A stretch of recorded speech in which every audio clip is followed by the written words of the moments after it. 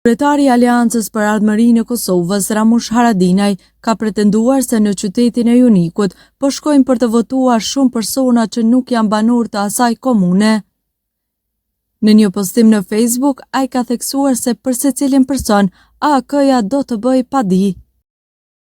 Të dhënat tona nga shtabi në Junik tregojnë se shumë persona po marrin pjesë në procesin e votimit në Junik, pa qenë banor të kësaj komune. Kujtojmë se një veprim i tillë përbën shkelje të ligjit dhe çdo rast i tillë do t'i përcillet institucioneve përkatëse, përfshirë prokurorinë për hetim dhe veprim. Do të bëjmë padi për secilin person, veç e veç, ka thënë Haradinaj. I njëjti në fund i ka bërë thirrje të gjithë qytetarëve që të respektojnë rregullat dhe të kontribuojnë në një proces zgjedhor të drejtë, transparent dhe në përputhje me ligjin.